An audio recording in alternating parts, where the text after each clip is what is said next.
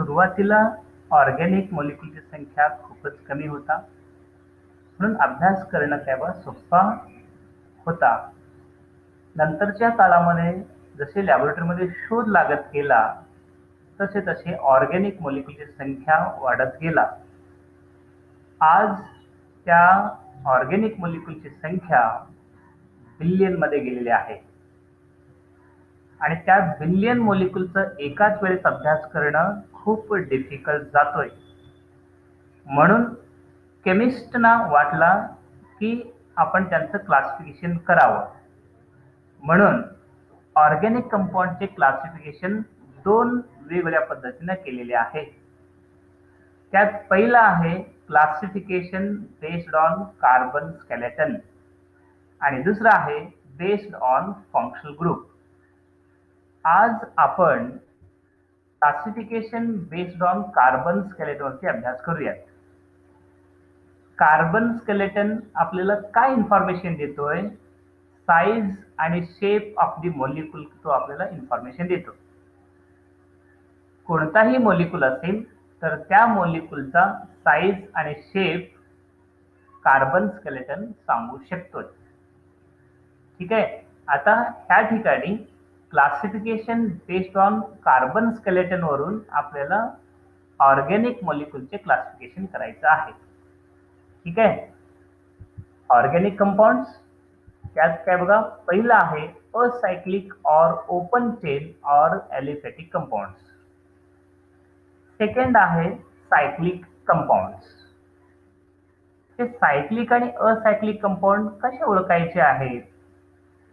पहा, जे असायक्लिक कंपाऊंड्स आहेत त्यांचे एक्झाम्पल एक आपण इथं पाहूयात, म्हणजे लक्षात येईल की असायक्लिक कोणता आणि सायक्लिक कोणता आहे. So this is the one example. Suppose like this. Second example ह्या ठिकाणी लिहितो. आता ह्या 2 मॉलिक्यूल मध्ये डिफरन्स लक्षात येत असेल तर कार्बन कार्बनला जॉईन आहे, कार्बन कार्बनला जॉईन आहे. ठीक आहे. असं काही एक स्केलेटन तयार झालेले आहे, कार्बनचं स्केलेटन तयार झालेले आहे. कार्बनचं स्केलेटन तयार झालेले आहे पण रिंग तयार झालेली नाही आहे, एक सायकल ह्या ठिकाणी तयार झालेली नाही आहे. इथं जर आपण पाहिला की कार्बनचा स्केलेटन जो आहे तो काय बघ रिंग फॉर्म केलेले आहे. कार्बन कार्बन जॉईन होऊन जर रिंग तयार करत असेल किंवा एक सायकल जर तयार करत असेल so such molecules are called as cyclic compounds. आणि कार्बन काय बघा स्केलेटन तयार करतोय पण रिंग फॉर्म करत नाही, त्याला म्हणायचं आहे असायक्लिक ऑर्गॅनिक कंपाऊंड्स. ठीक आहे.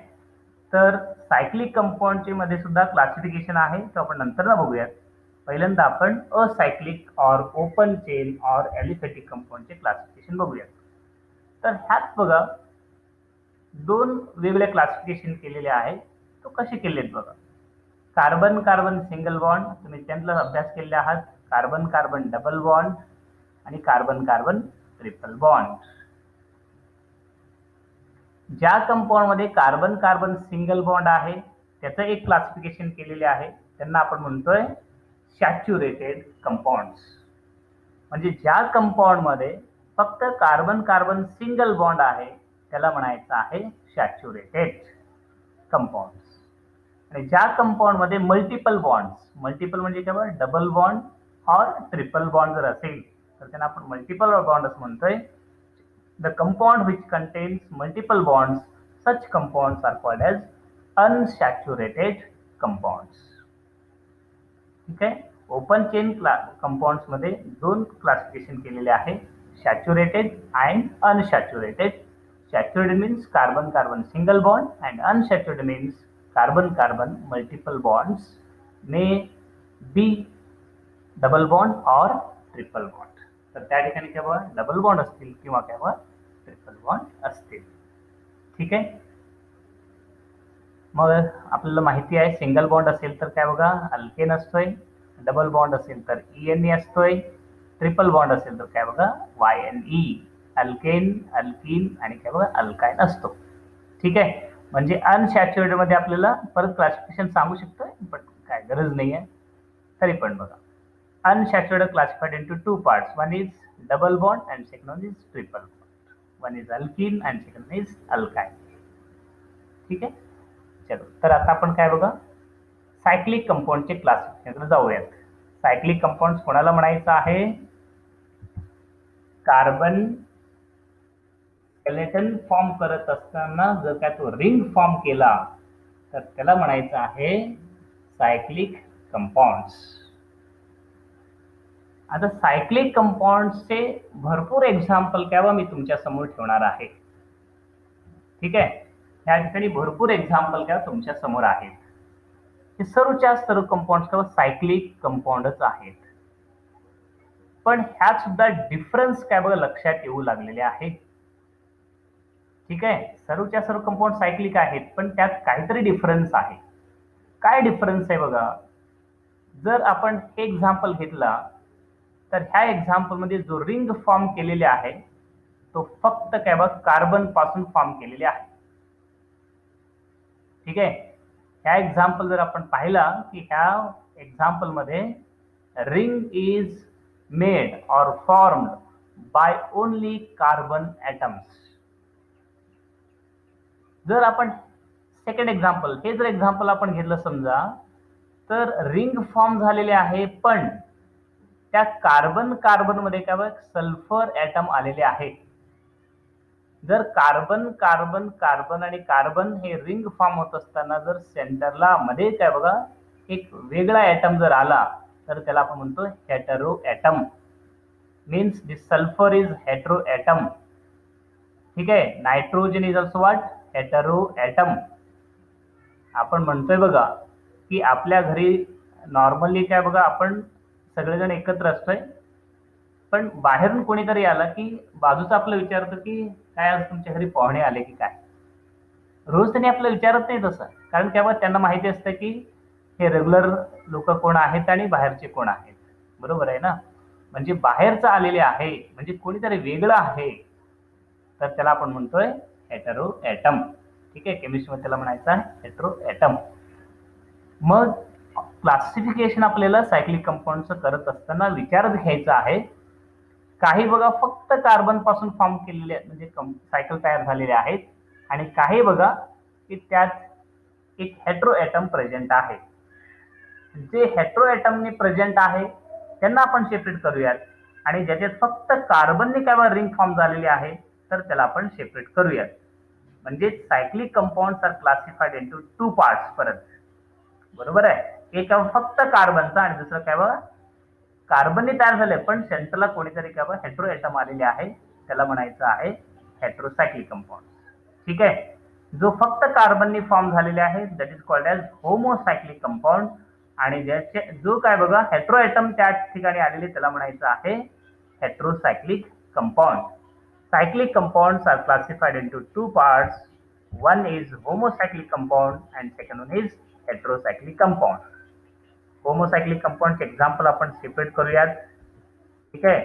So all these are the homocyclic compounds. जसे होमोसायक्लिक कंपाऊंडचे तुम्ही सेपरेशन केलेले आहात, त्यांना सोडून बाकी सर्वच्या सर्व काय मॉलिक्युल्स हेटेरोसायक्लिक कंपाऊंड आहेत. ठीक आहे. All these are heterocyclic compound. बघा या ठिकाणी सल्फर आहे, नायट्रोजन आहे, ऑक्सिजन आहे, ऑक्सिजन नायट्रोजन नायट्रोजन ऑक्सिजन. सगळीकडे कार्बन आहे पण मध्येच काय बघा ऑक्सिजन आले, सगळीकडे कार्बन आणि नायट्रोजन आले. So such compounds are called as heterocyclic compound. परत होमोसायक्लिक कंपाऊंड सुद्धा क्लासिफिकेशन केलेले आहे. तर ह्यात काय बघा काही मॉलिक्युल्स ॲलिफॅटिक सारखं बिहेव करतात आणि काही बघा ॲरोमॅटिक कंपाऊंड आहेत. म्हणून homocyclic compound is classified into परत two types. One is aromatic compound and second is alicyclic compound. तर ॲरोमॅटिक कंपाऊंडचे एक्झाम्पल कोणकोणते आहेत ते आपण पाहूयात. Azoline is the example of aromatic compound. Benzaldehyde, phenol, azoline. So all these four examples are the aromatic compounds. Remaining three examples are the alicyclic compounds. आता परत aromatic मध्ये सुद्धा परत क्लासिफिकेशन केलेले आहे बघा. तुमच्या समोर जे 4 एक्झाम्पल आहेत त्याच्यावर लक्षात येत असेल, ह्या 2 एक्झाम्पल मध्ये बेन्झीन रिंग दिसतोय, पण ह्या 2 रिंग मध्ये बेन्झीन रिंग दिसत नाही. म्हणून काय बघा, एरोमॅटिकचे क्लासिफिकेशन केलेले आहे.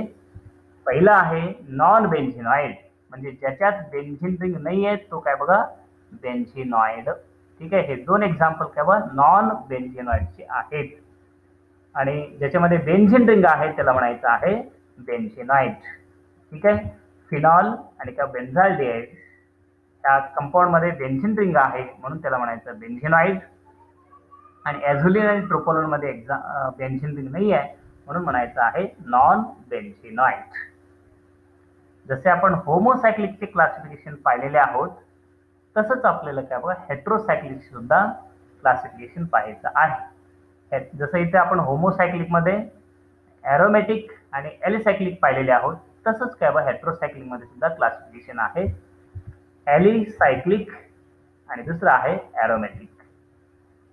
लक्षात घ्या, हेटेरो ॲलिसायक्लिक, हेटेरो एरोमॅटिक. तर ह्या ठिकाणी टेट्राहायड्रोफ्युरन असेल, ओके, थायलेट असेल आणि किंवा पिपेरिडिन असेल.